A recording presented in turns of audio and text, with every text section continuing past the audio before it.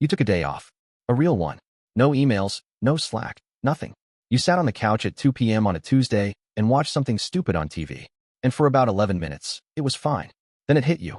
This crawling, low-grade feeling. Not anxiety exactly. Something worse. Something that felt almost like shame. You weren't doing anything wrong, but your body was acting like you were. And here's where it gets strange, because that feeling, it didn't show up because you're lazy. It showed up because of something that was done to you so early, so completely, that you don't even remember it happening. But we'll get to that. First, do you know what your brain actually does when you try to rest? Not what you think it does. What it actually does. Because the answer is the reason you can't stop feeling guilty. And it's not what anyone tells you. There was a study done in 2014 at the University of Virginia.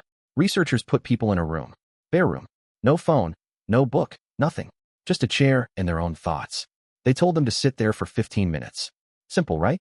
Here's what happened. 2/3 of the people couldn't do it. They couldn't just sit. Couldn't tolerate the quiet. And then, and this is the part that should make you stop, when researchers gave people the option to give themselves a mild electric shock instead of sitting quietly, 67% of men chose the shock. They chose pain over stillness. Think about that. They had done nothing wrong. There was no consequence for sitting there. No one was watching. And they still couldn't let themselves just exist without doing something. Why? Because rest, for most people in the modern world, has become psychologically unsafe. Not uncomfortable. Unsafe. There's a difference. But here's what nobody explains. It didn't start that way. Something made it that way. And the moment it started, you were probably 6 years old. Before you were old enough to have a job, you were already being trained for one. Think about it. School starts early. Structured. Scheduled. Every hour accounted for. You raised your hand to speak. You asked permission to use the bathroom. You were graded not just on what you knew, but on how productive you appeared. And the kids who sat quietly, who stared out the window, who needed a minute, they got pulled aside. They got labeled. They learned, fast, that stillness was a problem. By the time you were 10, you had already internalized the equation. Activity equals worth. Stillness equals failure. But wait, here's the part that should genuinely disturb you. That equation didn't stop at school. It followed you. Into your first job, your second job, every performance review where works hard was a compliment and seems disengaged was a warning. The whole system kept reinforcing the same message. And now you're an adult, sitting on your couch on a day off, and your nervous system is treating rest like a threat. Because for 20-something years, it was. There's a name for this. Psychologists call it idleness aversion. The compulsive need to stay busy, not because you have things to do, but because doing nothing feels like it means something about you. And here's the twist. It's not just a feeling. It's measurable. It shows up in the body. Researchers at the Karolinska Institute found that people in chronic stress states have elevated cortisol even during downtime. Meaning, your body is still in threat mode when you're watching TV, when you're lying in bed, when you're doing everything right. You can do all the things they tell you to do. Meditate, take walks, log off at 6 p.m., and still feel like you're failing at resting. Because the problem isn't your schedule. The problem is in your nervous system. And your nervous system learned this from somewhere. But here's where it gets more complicated.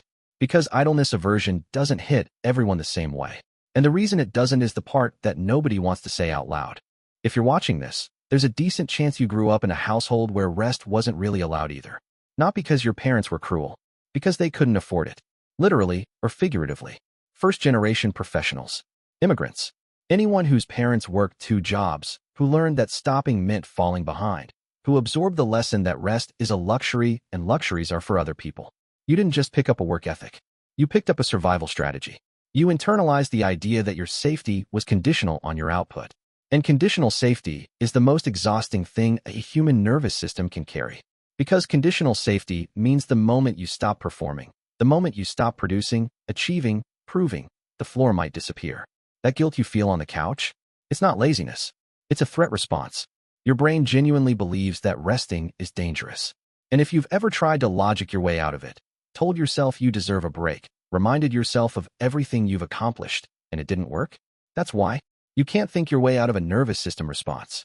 Not with the tools most people are using. But there's something that actually works. And it's not what the wellness industry is selling you. By the way, if this is hitting something real for you, hit subscribe. There's a whole channel built around this exact space. The psychology of why work feels the way it feels.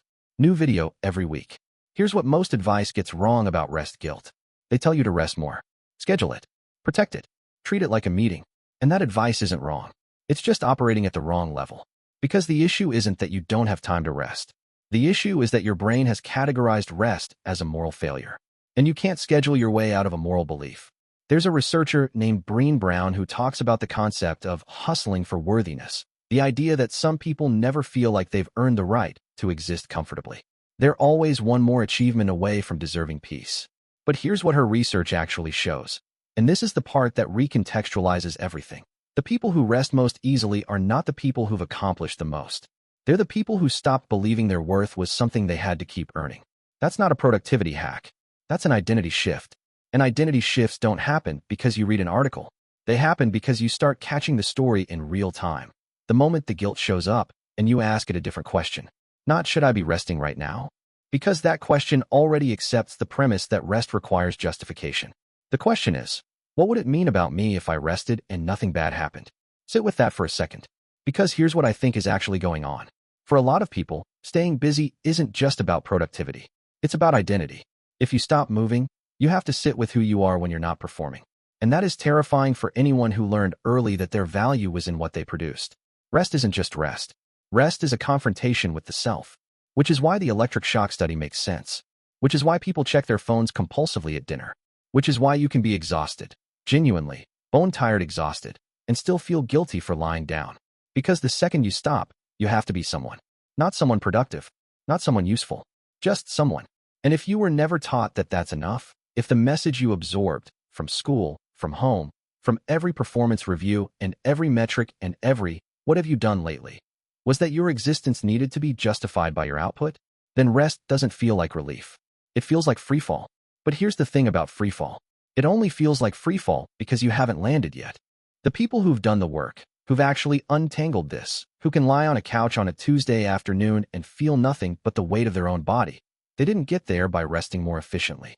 They got there by surviving the discomfort of rest long enough to discover that nothing bad happened, and then doing it again and again, until slowly, at a pace that can't be scheduled or optimized or tracked, their nervous system started to believe what their brain already knew, that they were allowed to exist without producing, that stopping didn't mean falling, that the floor was there the whole time.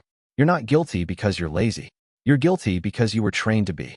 And the most radical thing you can do, more radical than any productivity system, any morning routine, any 5-year plan, is to sit on that couch, feel the guilt, and stay there anyway. Not because it feels good, because you're finally deciding that your worth was never up for debate.